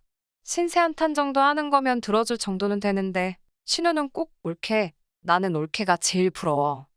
억지로 가지려고 하지 마. 애 없는 게 요즘은 복이래. 뭐하러 애를 가지려고 해? 이런 식으로 말을 하면서 사람 속을 뒤집어 놓습니다. 차라리 이런 식으로 말하는 건 신세한탄이라 생각하고 듣고 넘겨볼 수 있겠는데 가끔은 자기 애를 셋이나 낳았다고 유세라도 부리는 건지. 둘째가 아들인데 둘째가 온 집안을 뛰어다니면서 시끄럽게 굴고 있는 걸 조용히 시키려다가도 애가 말을 들을 생각을 안 하면 애가 말을 하도 안 들어서 못 키우겠다고 나는 셋이나 있으니까 하나 줄까? 이런 식으로 말하면서 데려가려면 사고뭉친 둘째를 데려가라고 합니다. 둘째를 붙들어 잡고 저한테 엄마라고 불러보라 하라고 시키는데 정말 애도 싫어하고 저도 싫어하는데 저런 장난을 왜 치는가 싶어요. 하루는 저한테 포기하면 애가 생긴다더라 하면서 그렇게 눈에 불을 켜고 성공하려고 하니까 부담스러워서 애가 안 찾아오는 거라고 자기네처럼 아무 생각 없이 있으면 저절로 생길 텐데 뭘 그렇게 목숨을 거냐면서 제 속을 긁더라고요. 자주 보는 것도 힘들어 죽겠는데 볼 때마다 저러고 있으니 농담이라고 받아들이기에도 너무 짜증이 납니다. 그런 농담 하나도 재미없다고 정색을 해도 어디까지 해야 제가 화를 내려나 계속 꿋꿋하게 저런 식으로 나옵니다. 남편에게 스트레스를 엄청 많이 받는다 하여 신우에게 말 좀 한번 해달라고 한 적도 있어요. 말 그렇게 하지 말라, 쓸데없는 소리 하지 말라 시부모님께서도 나서서 말한 적이 있지만 신우는 알겠다 대답만 하고 눈치 못 챈 척 어느새 또 저런 식으로 하고 있습니다. 이쯤 되니 일부러 저런다는 생각까지 들더라고요. 그래도 언젠가도 저에게 아이가 찾아올 거라 믿기에 최대한 신우가 하는 말을 마음에 담아두지 않으려 노력하고 있어요. 신우만 저러니 차차리 다행이다 라고 마음의 위안을 하면서 여기고 있었습니다. 아무튼 시부모님이 본인들 명의 건물에다가 저에게 세를 받지 않고 가게를 내어주신다 하니 저도 사업해본 적이 없어서 이리저리 알아보고 공부도 많이 하고 있던 때였어요. 그날도 제가 개인적으로 아는 분들 중에 카페를 하고 계시는 분들이 계셔서 이것저것 물어보고 답사 및 조사도 해볼 겸 해서 찾아가기로 한 날이었어요. 그날 아침에 마침 시부모님께서 저녁 먹으러 오라고 연락을 주셨었는데 시간이 안 될 것 같아서 거절을 했었거든요. 그런데 제가 못 온다는 사실을 알고 계실 텐데도 한참 뒤에 저에게 연락이 오더니 굳이 집에 와보라고 하시더라고요. 마침 남편 퇴근 시간이 곧 되어가길래 남편을 만나 남편 차 타고 시댁으로 갔어요. 시댁에 들어서니 시부모님 표정이 아주 안 좋으셨어요. 뭐라고 해야 하나, 얼굴에 화가 굉장히 많으신 듯한 그런 표정이셨거든요. 딱 봐도 안 좋아 보이는 두 분 표정에 저도 심상치 않은 기운을 느껴 조심히 무슨 일이시냐고 물어봤어요. 시어머니께서는 고개를 휙 돌리신 채 아무 말도 없으시고 시아버지가 아주 무서운 표정으로 너네가 사실 일부러 아이를 안 가지고 있다는 게 사실이냐? 라고 한마디 하시더라고요. 목소리도 많이 격양되어 있고 화가 많이 나신 듯해 보였어요. 그리고 그게 사실이면 이야기 좀 하고 싶어서 불렀다고 하시더라고요. 전후 사정을 모르는 상황인데 그래도 저희 부부가 특히 제가 몇 년 동안 마음에 상처가 되고 약점이라고 생각하는 부분이 그건데 대뜸 그걸 가지고 저희가 일부러 안 갖는 거냐는 말을 들으니 이유를 막론하고 눈물이 막 나더라고요. 아이가 안 생기니 하다하다 저런 소리까지 들어야 하나 싶었고요. 남편도 아버님 말이 끝나기가 무섭게 갑자기 그게 무슨 말이고 뜬금없이 그런 소리를 하냐고 우리가 얼마나 고생하고 마음 쓰고 있는 거 잘 아시면서 난데없이 불러 이렇게 상처를 주시느냐고 따졌어요. 따져묻는 남편의 목소리도 끝이 살짝 떨리고 있는 게 여차하면 남편도 눈물이 터질 것 같더라고요.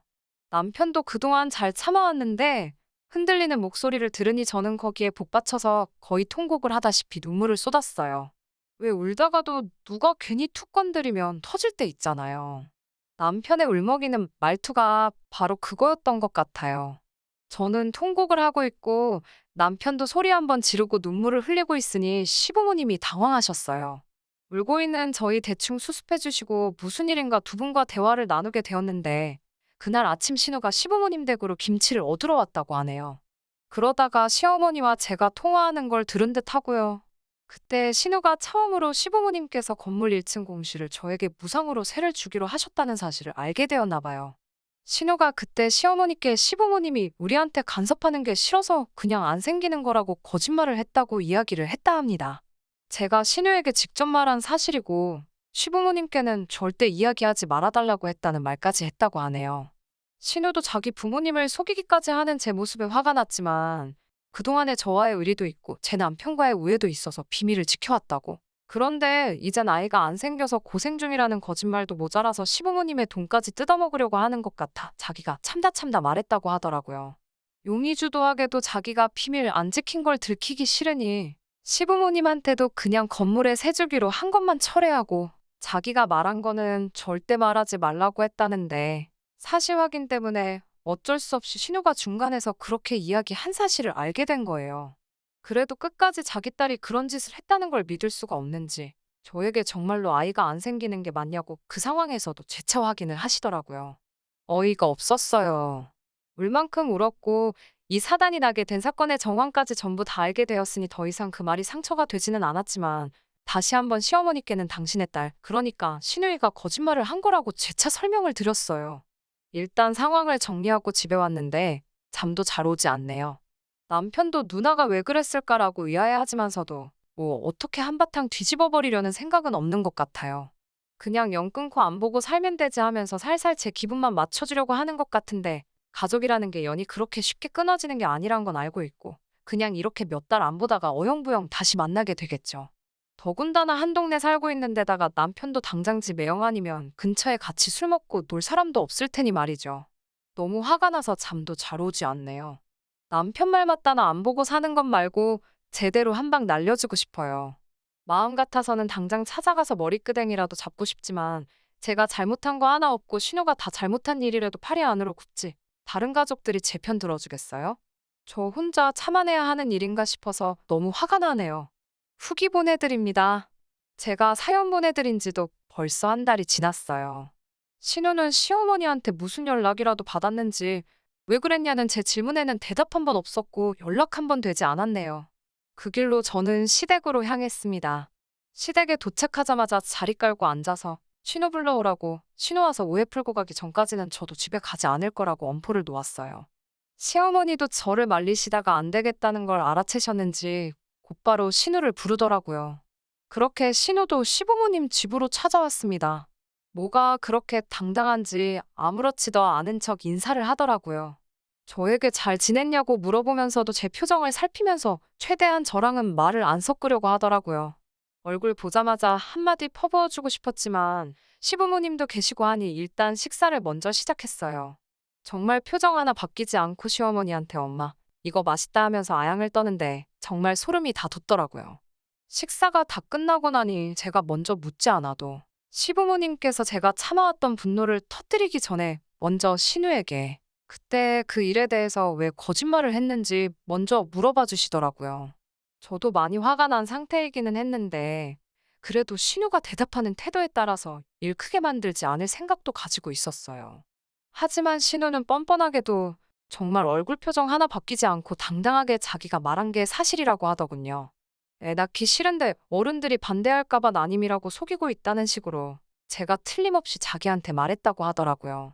오히려 저보고 이제 걸리니까 자기를 팔아먹어서 오리발을 내민다고 저보고 그렇게 안 봤는데 아주 무서운 사람이라고 연기까지 하더라고요.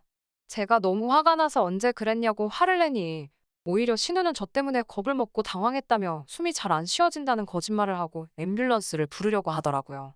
정말 저야말로 억울함에 우라가 터져서 뒷목을 잡고 쓰러질 뻔했어요.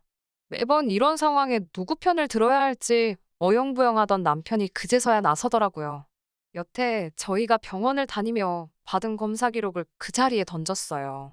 얼굴은 잔뜩 일그러진 채로 화가 많이 나 보이더라고요. 어떻게 다른 사람도 아니고 누나가 우리한테 이럴 수 있냐고 화를 내더라고요. 신우가 발뺌하지 못할 증거 앞에 깨갱거리고 아무 말도 못하고 있었어요.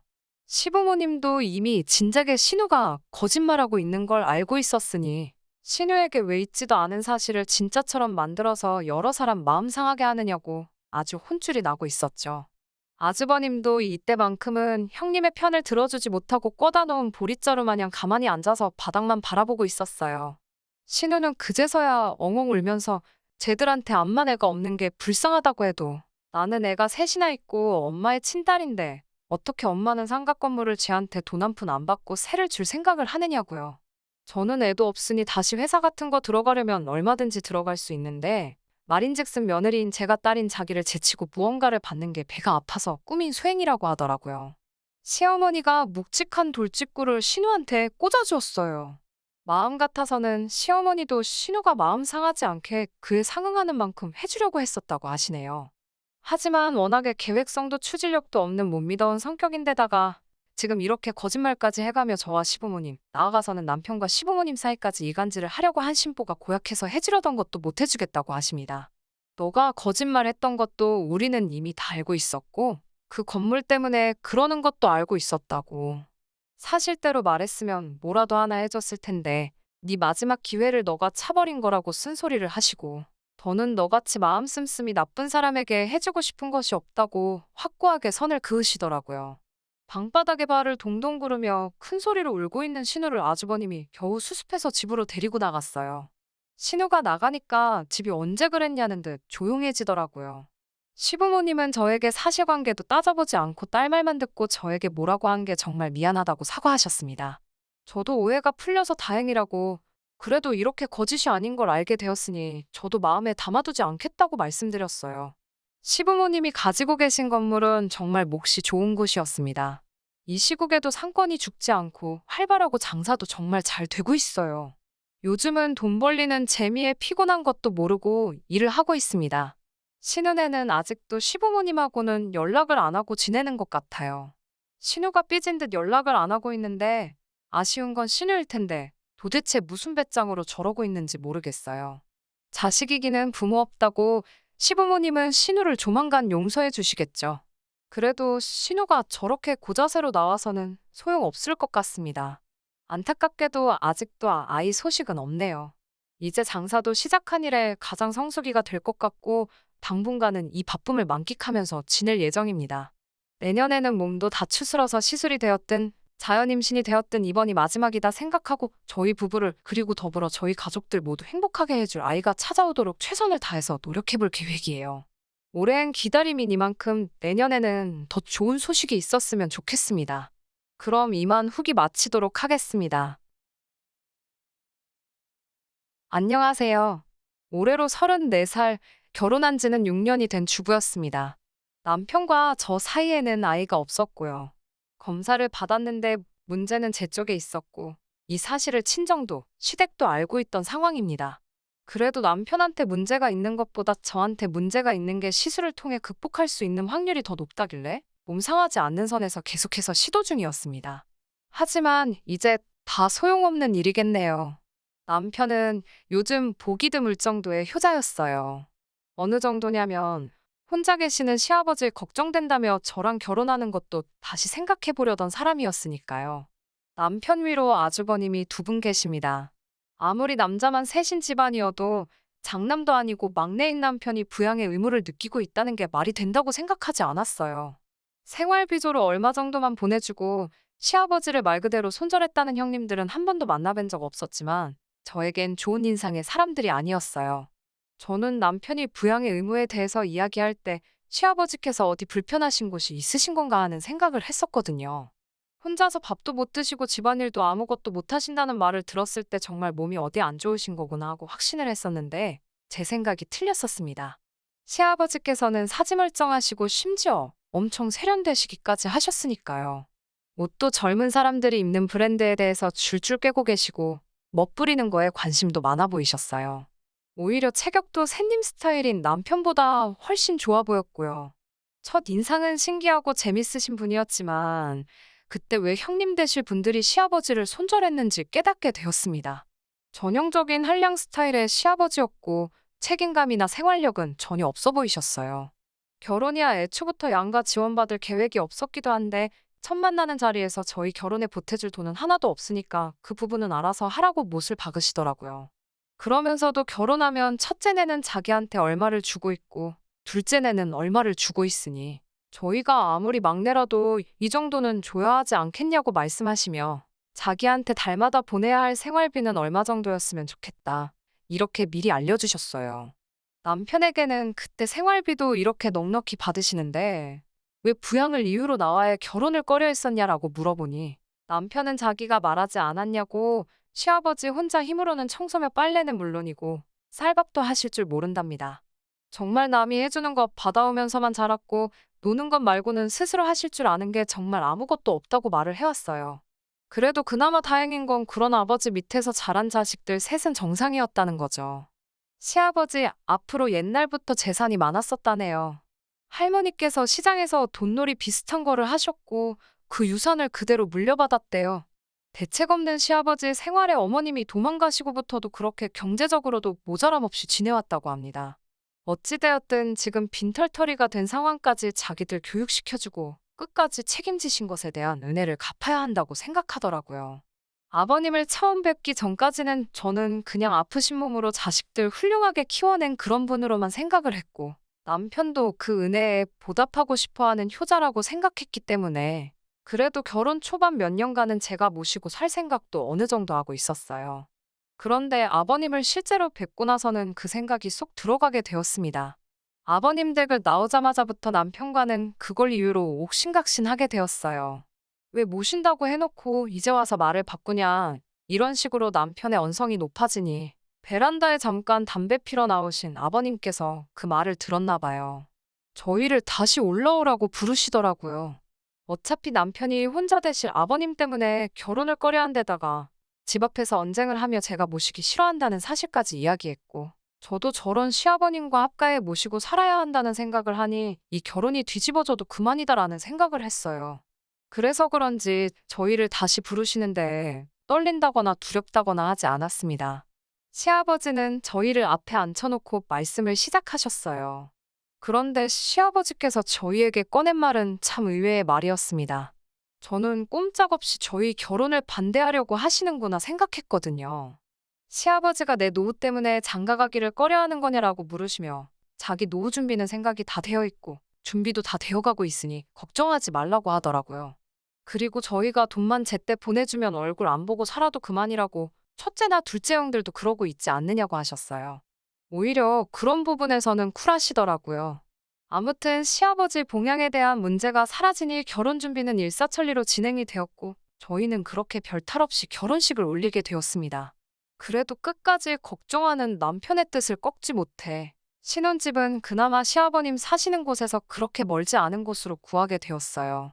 남편은 결혼 후에도 청소며 먹을거리며 해주러 아버님 댁에 가고 싶어 했어요. 노후 준비가 다 되어 있다더니 그렇게 긴 텀을 두고 찾아가는 것도 아닌데 매번 갈 때마다 집은 아주 개판이 되어 있고 식사는 다 사서 드시는지 집에는 포장 용기만 굴러다니고 있었어요. 저도 어느 정도 도와주겠다고 생각은 했는데 그래도 신혼부부가 매 주말마다 둘이서 시간 보내는 걸 포기하고 아버님 댁에서 청소하고 밥하고 그러는 건 아니잖아요. 너무 스트레스였어요. 둘만 있어도 시간이 아쉬울 판에 매일 하는 집안일에 더불어 아버님 집까지 가서 또 그걸 하고 있어야 했으니까요. 매주 반복되는 지긋지긋한 패턴에 결국 제가 참지 못해 아버님께 준비해 놓으셨다는 노후 준비는 어떻게 된 건지 직접 물어봤습니다. 아버님은 이제 말을 해야겠다는 생각이 들었는지 다음 주에 올 때 남편의 형들까지 전부 다 같이 해서 와달라고 하더라고요. 무언가 중대 발표가 있을 것 같았습니다. 확신에 차 있는 말투는 역시 뭐가 준비해 놓으신 게 있기는 있구나 하는 모양이었어요. 그날 시아버지 댁에 처음으로 온 가족이 모였습니다. 명절에도 안 모인 식구들을 다 만나게 되니 감회가 새롭더라고요. 결혼식 이후로 단 한 번도 본 적이 없었던 형님들까지 전부 도착해 있었습니다. 시아버지가 온 식구들 앞에 발표한 노후 대책은 참으로도 어이가 없었습니다. 각 형제들 앞으로 일단 1,000만 원씩을 달라고 하더라고요. 그럼 그 돈을 가지고 외국에 나가 새 신부감을 찾아오시겠답니다. 말인즉슨 국제결혼으로 재혼을 한다는 말씀이었어요. 그렇다고 거기서 끝나는 게 아니었습니다. 저희가 매달 보내고 있는 생활비를 더 올려서 받아야겠다고 하시더군요. 새 시어머니 되실 분 몫의 생활비에 추가로 그쪽 나라로 매달 송금해야 할 일정 금액이 있다고 하네요. 앉은 자리에서 1,000만 원을 뜯기고 앞으로 보내드릴 생활비도 훨씬 늘어나는 상황에서 그걸 좋아라 하는 사람은 아무도 없었습니다. 애초에 그걸 떠나더라도 아버님 나이가 60이 넘으셨는데 국제결혼으로 제취를 하시는 것부터 찬성할 사람이 어디 있었겠어요? 당연히 그 자리에 있던 사람들 모두 그렇게는 안 된다고 반대를 했습니다. 시아버지는 이미 이걸 오래전부터 계획을 하신 건지 시아버지께서도 초강수로 나가시더라고요. 저희들이 반대를 한다면 굳이 강행을 하지 않겠다고 하시면서도 그렇게 되면 자기는 노후 준비가 된 게 아무것도 없으니 매달 보내는 생활비와 더불어 주의 이일씩 며느리들이 돌아가면서 자기 청소도 해주고 밥도 해주는 수발을 들어줘야 할 것이라고 들어누워 우기시더라고요. 자식 이기는 부모 없다더니 여기서는 정반대였습니다. 막무가내로 어깃장을 부리는 아버님 고집 꺾을 사람들 아무도 없었고 돈 1,000만 원의 시아버지 뒷바라지에 대한 부담이 영원히 사라진다면 그 값으로 싸다고 형님들이 먼저 생각을 바꾸기 시작했어요. 그렇게 모두의 동의를 얻어내고 아버님은 그달 말에 새 신부를 데리러 간다고 출국을 하셨습니다.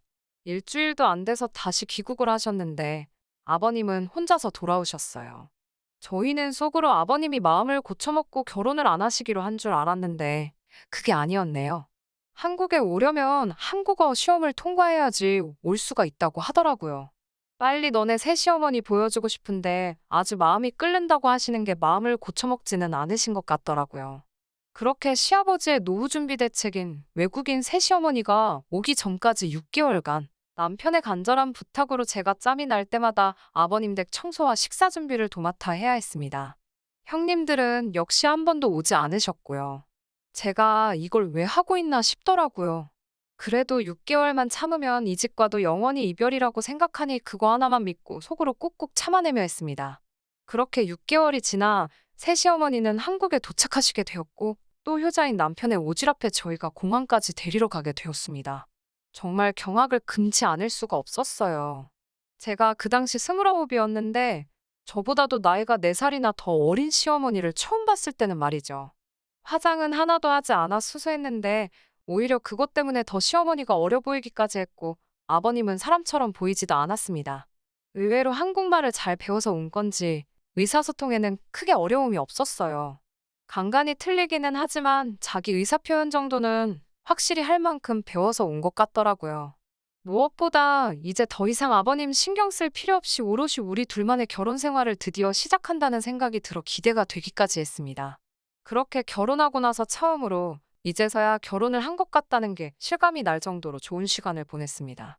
아버님도 솔직히 나쁜 마음에 시집 보낼 딸뻘되는 여자와 국제 결혼을 알아본 거라 생각했는데 다시 가장이 되었다는 책임감을 느끼신 건지 얼마 벌이는 되지 않지만 직장도 구하시고 멀리서 지켜보니 나름 알콩달콩 살고 있는 것처럼 보였어요. 하지만 이대로 이 행복한 삶이 유지될 거라 생각했던 제가 바보였네요. 아버님께서 저희를 다시 찾으신 건 1년이 채 지나지 않아서부터입니다. 음식이 입에 안 맞아서 아주 죽겠다고 하시네요. 그래도 새 시어머니는 시집 온다고 요리도 배우고 할 거 다 하고 온 것 같았는데 아버님은 외국 음식 냄새가 나서 입에 물려 먹지를 못하겠다고 저희 보고 가끔씩 와서 밥을 해놓으라 하시네요. 남편은 난감한 표정으로 또 저한테 양해를 구하려 하고 있고 저도 참을 만큼 참았으니 이번만큼은 양보를 못하겠더라고요. 그렇게는 할 수 없다. 돈을 더 쓰든 상관없으니 식사도 챙겨주는 가사 도우미를 구하던지 반찬 가게에서 반찬을 사날르던지 그거는 너가 알아서 할 일이라고. 나는 다른 형님들처럼 더 이상 아버님과 관련된 일에서는 손을 떼겠다 했습니다. 그동안 제가 얼마나 시달려왔는지는 남편도 지켜봐왔고 또 이렇게 된 상황에서 제게 양해를 구하려고 했으니 제가 어느 정도로 진심이었는지는 말하지 않아도 알았을 거예요.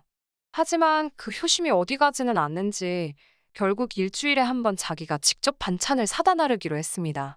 차라리 그때까지 차오르는 효심의 끝까지 자기 아버지 포기하지 못하는 남편을 놓아주었다면 이런 꼬라지를 볼 필요도 없었을 텐데 말이지요. 반찬만 전해주고 오던 남편은 언제부터인가 아버님 댁에 가면 귀가하는 시간이 늦어지기 시작했습니다. 반찬만 사서 전해주고 오는 게 뭐 이리 오래 걸리냐 물으니 남편은 언제까지 반찬을 사다 줄 수는 없으니까 라고 말하며 새어머니한테 반찬 만드는 법을 가르쳐주고 있다고 말을 하더라고요. 집에서도 평소에 살림 하나 안 하는 사람이 무슨 요리를 가르쳐주냐고 따졌지요. 요즘 인터넷이 잘 되어 있어서 어지간한 거는 그거 보고서 따라 만든다고 자기가 요리를 가르쳐주는 게 아니라 이런 게 있다고 설명해주고 재료들 사와서 제대로 만드는지 지켜보고 맛 한번 보고 그러고 나서 돌아오느라고 시간이 좀 걸린다고 합니다. 그 상황이 내키지는 않았어요. 아무리 아버님이 세장가 들어서 가진 새어머니지만 나이가 워낙에 저희 또래인데다가 어리기까지 했으니까요. 하지만 평소 남편의 아버님을 향한 효심도 알고 있는 데다가 남편 또한 이렇게 반찬 몇 가지만 가르쳐 놓으면 앞으로 아버님 댁에 발걸음을 할 일도 없어지지 않느냐고. 길게 보면 자기가 하는 행동을 이해해 줄 것이라며 저를 설득해 줬습니다. 남편이 아버님 댁에 발길을 끊게 된 건 그날로부터 3개월 뒤의 일이었어요. 그 뒤로 3년, 별탈 없이 둘이서 다시 잘 지냈습니다.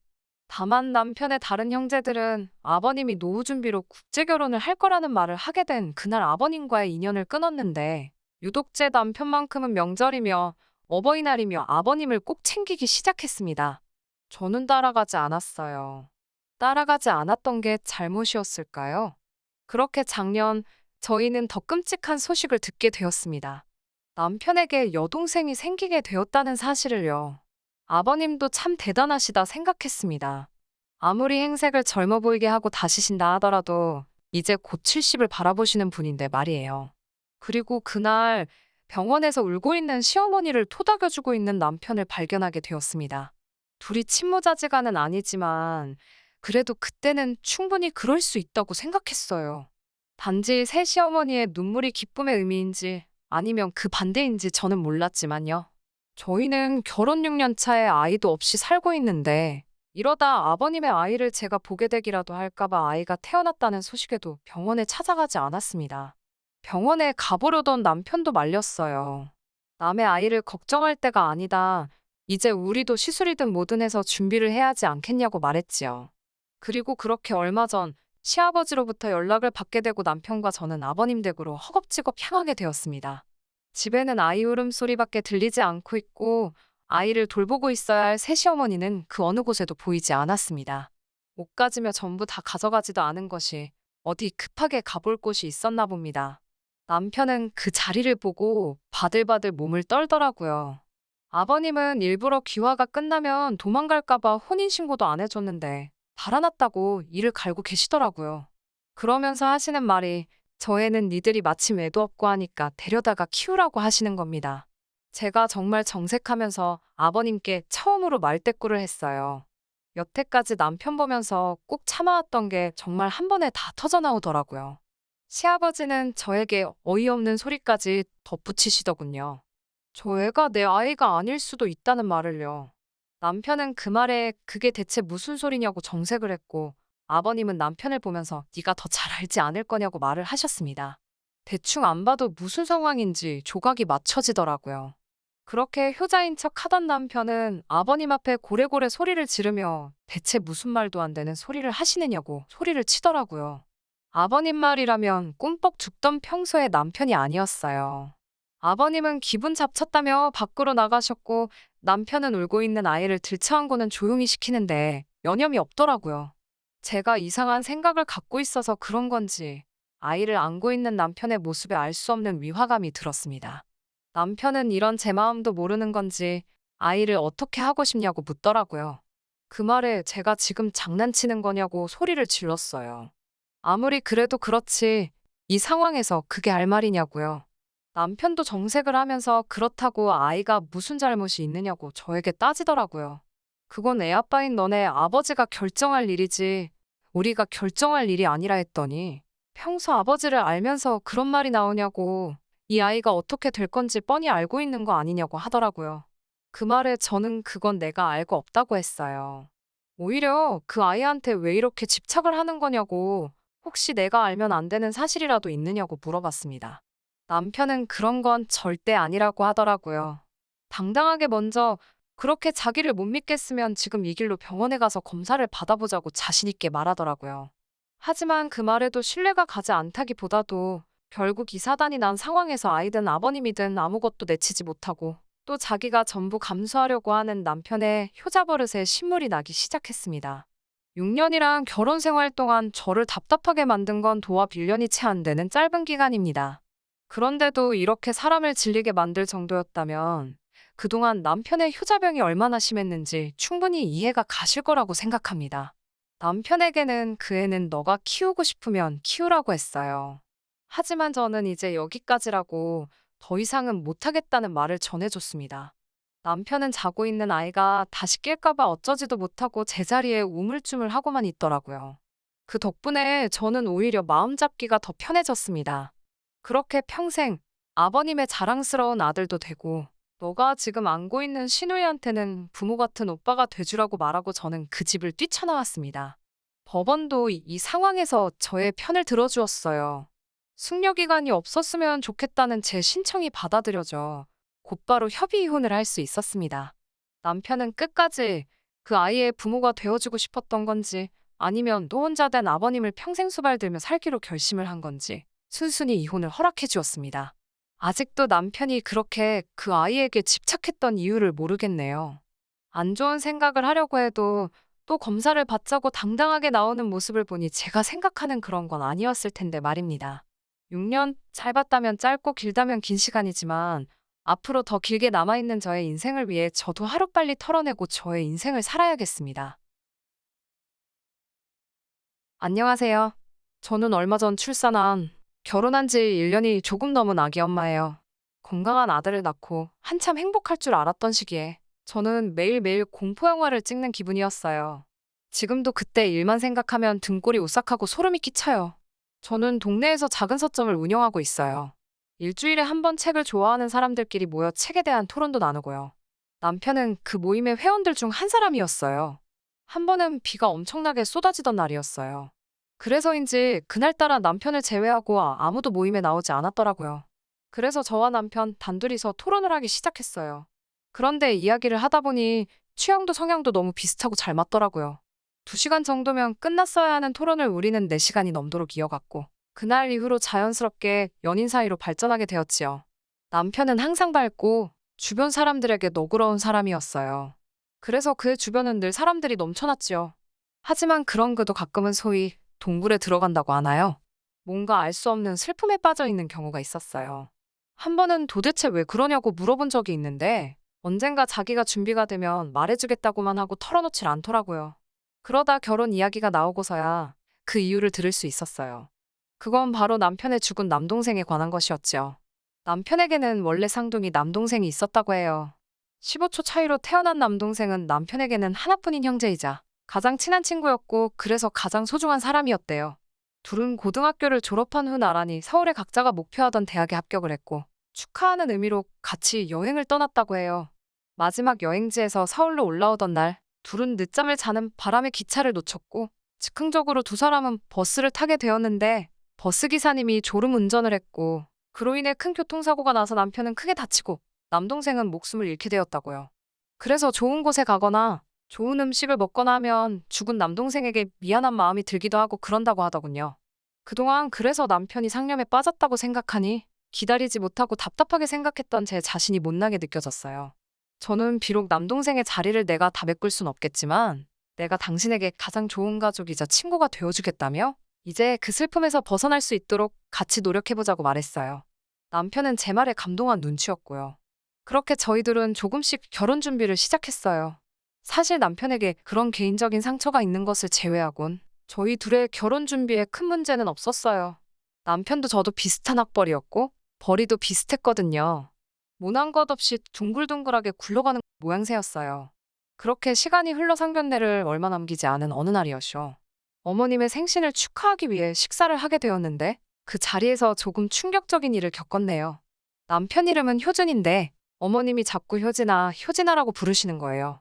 사실 저번에 배웠을 때도 이상하다 생각했는데 그땐 내가 잘못 들었겠지 생각하고 넘겼거든요. 그런데 이번에도 또 효진이라고 부르시는 게 아니겠어요. 이상하다 싶어서 귀 기울여 들어보니 효준이라고도 하셨다가 효진이라고도 하셨다가 왔다 갔다 하시더라고요. 식사를 마치고 제가 남편에게 왜 어머님이 자꾸 당신을 효진이라고도 부르고 효준이라고도 부르냐고 묻자 남편이 흠칫 놀라더니 씁쓸한 표정으로 효진이는 죽은 동생 이름이라고 하더라고요. 솔직히 아무리 아들이라지만 죽은 사람인데 그 이름을 자꾸 부른다는 게 좋게 들리지는 않더라고요. 남편은 어머님의 입장을 옹호라도 하고 싶었던 건지 엄마는 내 안에 효진이도 살아있다고 생각하시기 때문에 이름도 불러줘야 된다고 생각하시는 것 같아. 그리고 나도 내 안에 효진이가 살아있다고 생각하니까 괜찮더라고요. 하지만 결혼할 입장에서는 그게 그렇게 좋게 안 들리더라고요. 내 남편은 박효준이지 박효진이 아니잖아요. 하지만 이 가족에게는 제가 이런 의문을 제기하는 것만으로도 큰 상처가 될 수도 있겠다 싶어서 더는 따져묻지 않았습니다. 그런데 그날 이후로 이런 미묘하게 소름 끼치는 일들을 자꾸 발견하게 되더라고요. 상견례 당일날 저희 가족 셋째 남편 가족도 셋이기에 총 6명의 자리를 예약했는데요. 예약된 룸에 들어선 어머님이 자릿수를 세시더니 종업원을 불러 의자를 하나 더 놔달라고 하시더라고요. 저는 설마 싶었지만 차마 말은 꺼낼 수가 없어서 가만히 있었는데 아무것도 모르시는 저희 어머니가 의자가 불편하시냐고 물어보시더라고요. 그러자 어머님은 얼굴에 은은한 미소를 띄우시면서 저희 둘째 아들 자리가 빠져서요. 라고 대답하시는 거예요. 저희 어머니가 저에게 박서방한테 동생이 있었어? 라고 물으시는데 뭐라고 대답해야 할지 모르겠더라고요. 제가 어떻게 대답을 해야 하나 안절부절하고 있는데 어머님이 아무렇지도 않으신 듯 네, 있어요. 우리 모두의 마음속에 살고 있어요. 라고 하시는 거예요. 무슨 말인지 잠깐 생각하시던 저희 어머니는 이해를 하셨는지 더는 아무 말씀하지 않으시더군요. 그리고는 무슨 정신으로 상견례를 했는지도 모르겠어요. 집으로 돌아와서 저희 부모님은 저에게 왜 얘기 안 했냐며 뭐라고 하시더라고요. 저도 그걸 뭐 자랑이라고 다 이야기하냐고 효준 씨한테는 큰 마음의 상처고 짐인데 그냥 모르는 척 해달라고 부탁했어요. 남편도 저희 부모님과 저에게 죄송하다며 저희 가족에게는 여전히 큰 아픔이라서 그러니 부디 너그럽게 이해해달라고 하더라고요. 아무튼 그 이후로 결혼식장에서도 비늘자는 빠지지 않고 등장했고요. 가족 모임이 있는 곳이라면 그곳엔 언제나 비늘자가 있었어요. 심지어 식장에서 찍은 가족 사진에 어머님은 죽은 도련님 고등학교 졸업식 사진을 오려 붙여놓으셨더라고요. 그 사진을 본 날은 저도 무섭고 소름이 끼쳐서 남편한테 제발 저것 좀 어떻게 치울 수 없냐고 울며불며 사정을 했어요. 하지만 남편은 이러지도 저러지도 못하더라고요. 그냥 당신이 조금만 더 이해하면 안 되겠냐고요. 웨딩드레스를 입은 저와 턱시도를 입은 남편, 그 앞에는 한복을 차려입은 시부모님이 계시고 그 옆에 가위로 오려 붙인 죽은 도련님이라니 지금 이 글을 쓰는 순간에도 등골이 오싹해요. 그리고 결국 남편이 어머님의 뜻을 꺾지 못했기에 그 사진은 지금도 시댁 거실에 떡하니 걸려있네요. 하지만 더욱 더 충격적인 건 이번에 제가 임신을 하면서 겪은 일이에요. 결혼 후 사실 1년 정도는 신혼을 즐길 생각이었는데 계획과 달리 아이가 빨리 생겼어요. 놀랍기도 하고 당황스럽기도 해서 양가 어른들에게는 알리지 않고 있었는데 친정 어머니가 눈치를 채셨더라고요. 아무래도 식성도 달라지고 제가 좀 예민해졌나 보더라고요. 친정 부모님은 저에게 아무것도 신경 쓰지 말고 몸조리만 잘하라고 하셨어요. 그리고 얼른 시부모님께도 말씀드리라고 하셨고요. 사실 시부모님이 제가 벌써 아이가 생겼다고 하면 어떻게 생각하실지 왠지 부끄러운 생각이 들어서 더욱 말씀을 드리지 못하고 있었거든요. 저는 조심스레 전화를 드려서 제가 지금 임신 중이라고 전했어요. 생각 이상으로 어머님, 아버님 모두 기뻐하셔서 저도 정말 행복했어요. 그리고 며칠 뒤 시어머니께서 양손 가득히 음식과 여러 가지 물건들을 챙겨오셨더라고요. 제가 어머님 이게 다 뭐예요라고 애교스럽게 여쭤봤지요. 그러자 이건 우리 효진이가 잘 먹던 거고 이건 우리 효진이가 어렸을 때 좋아하던 책이라고 하시며 죽은 도련님 이야기를 또 하시는 거예요. 솔직히 처음에는 어머님이 이름을 헷갈리신 게 아닐까 싶어서 효준 씨 말씀하시는 거죠? 어머님? 하고 다시 한번 애교스럽게 여쭤봤어요. 그러자 어머님은 저에게 눈을 흘기시며 너는 내가 내 아들들 이름을 헷갈릴 것 같냐고 하시며 효진이 말하는 거라고 하는 거예요. 제가 어머님 아무리 그래도 죽은 도련님이 좋아하던 걸 이라고 말문을 열자 어머님은 갑자기 불같이 화를 내시면서 너는 우리 효진이가 죽었다고 생각하는구나. 내가 그렇게 걔는 우리 모두 안에서 살아있다고 하는데도 너는 그렇게밖에 말을 못하냐며 정말 매정하다고 하시더군요. 그러더니 갑자기 챙겨오신 음식을 다 싱크대에 부어버리시고는 우리 효진이한테 너 그러는 거 아니다. 하나뿐인 시동생 아니니라며 현관을 쾅 닫고 나가버리시더라고요. 저는 무섭고 억울해서 남편에게 전화를 해 이 모든 상황을 알렸지요. 남편은 한숨을 내쉬고는 얼른 가겠다며 전화를 끊었고요. 얼마 지나지 않아 도착한 남편은 저를 달래면서도 제발 엄마를 이해해달라고 하더라고요. 저는 남편에게 어머님도 현실을 인정하시고 받아들이셔야 한다고, 이런다고 죽은 도련님이 살아 돌아오는 게 아니라고 말했어요. 그러자 남편은 저에게 너도 그렇게까지 말할 필요는 없다면서 그건 우리가 이야기할 문제가 아니라고 선을 긋더라고요. 저도 제가 좀 지나쳤나 싶기도 해요. 사실 자식 잃은 부모의 심정을 제가 어찌 알겠나요. 하지만 자꾸 죽은 도련님을 저와 남편의 인생에 끼워 넣으려고 하시니 저도 참을 수가 없더라고요. 그리고 임신 중기에 접어들고서 아이의 성별을 알게 되었어요. 아들이더라고요. 양쪽 어른들에게도 이 기쁜 소식을 알렸지요. 어머님은 제가 아들을 가졌다는 걸 아시더니 전화기 너머로 산명이 들릴 만큼 엉엉 울고 계셨어요. 그때만 해도 저는 아들 손주를 엄청 기다리셨나 보다 생각했고요. 그날 이후로 어머님은 다시 저희 집에 자주 발걸음을 하셨어요. 전과 마찬가지로 죽은 도련님이 좋아하던 반찬과 채, 아무튼 죽은 도련님과 관련된 물건들을 자꾸 가지고 오셨고요. 남편의 간곡한 부탁도 있고 해서 앞에서는 최대한 신경 쓰지 않는 척 행동했지만요. 어떤 날은 구역질이 올라오기도 하고 잠을 못 이루기도 하고 정말 힘들고 스트레스 받는 날들의 연속이었어요. 결국 이러다간 아이한테도 저한테도 무슨 일이 생기겠다 싶어서 임신 7개월 차부터는 친정에 가 있었어요. 아이 태명은 힘찬이었는데 사실 이름은 결정하지 못하고 있었어요. 친정 부모님이 몇 가지 이름을 지어오셨긴 했는데 그래도 마지막까지 신중하게 고르고 싶었거든요. 그러다 보니 병원에서 퇴원을 하고 며칠이 지나도록 이름을 결정하지 못하고 있었어요. 적어도 저는 그렇게 알고 있었어요. 더는 시간을 끌 수 없다 싶어서 남편에게 얼른 이름부터 정해서 호적 신고하자고 말했더니 남편이 엄청나게 난처한 표정을 짓더라고요. 저는 직감적으로 뭔가 일이 생겼다는 걸 알았어요. 제가 솔직하게 말하라고 도대체 무슨 일이냐고 추궁하자 남편이 이름은 이미 정했고 호적 신고도 마쳤다고 하는 거예요. 그래서 뭐야? 근데 왜 말 안 했어? 이름은 뭐로 정했어? 나랑 상의하기로 해놓고 왜 마음대로 했냐고 물었지요. 그때만 해도 저는 설마 그런 일이 있었을 거라고 생각도 못 했으니까요. 그러자 남편이 하는 말이 그게라며 쉽게 입을 열지 못하더라고요. 제가 빨리 말하라고 슬슬 화나려고 한다고 하자 효진이로 하기로 했어라는 거예요. 저는 순간 제 귀를 의심했지요. 효진이라면 그 효진이? 자기 지금 농담하는 거지? 하나도 재미없으니까 그런 장난은 치지 말라고 제가 정색을 하며 말했어요. 그러자 남편은 씁쓸한 표정으로 미안하다며 도저히 엄마를 꺾을 수가 없었어라고 하더라고요. 저는 도대체 이 상황을 어떻게 받아들여야 할지 모르겠더라고요. 저는 결국 친정 어머니께 이 상황을 말씀드렸어요. 저희 어머니도 황당하단 반응이셨지만 그래도 저희 엄마 역시 자식 잃은 사람의 마음을 누가 감히 헤아릴 수가 있겠냐며 그래도 한번 짚고는 넣어갈 문제니 너가 어머님과 현명하게 이야기를 나눠보라고 조언해 주시더라고요. 결국 저는 그 다음날 어머님께 전화를 드렸어요. 이 모든 상황에 대해서 이야기를 나눠야 할 것 같다고요. 처음에는 도대체 뭐가 문제냐는 식으로 나오시던 어머님에게 이러시면 다시는 손주 얼굴 못 보실 줄 알라고 울음장을 놓자 고집을 한풀 꺾으시며 알겠다고 하시더라고요. 저는 아버님도 같이 나와달라고 말씀드렸어요.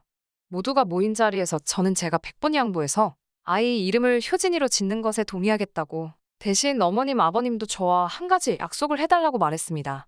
두 분 다 심리 상담을 하시고 필요하면 심리 치료도 받으시라고요. 저는 제 아들을 손주로서 사랑해 주시길 바라지 죽은 도련님의 대체로 사랑해 주시길 바라지 않는다고요.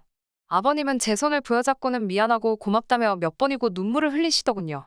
어머님 역시 본인도 뭐가 문제인지 알고 있지만 나마저 효진이를 잊으면 누가 기억을 해줄까 싶어서 그 끈을 놓을 수 없었다고 미안하다고 저에게 사과하시더라고요.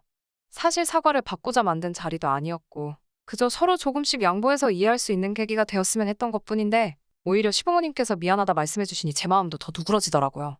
저도 그리고 한 아이의 엄마가 되어서 그런지 이 아이가 내 인생에서 없어진다면 나라고 더 이성적이게 행동할 수 있을까라는 자문도 해보게 되었고요.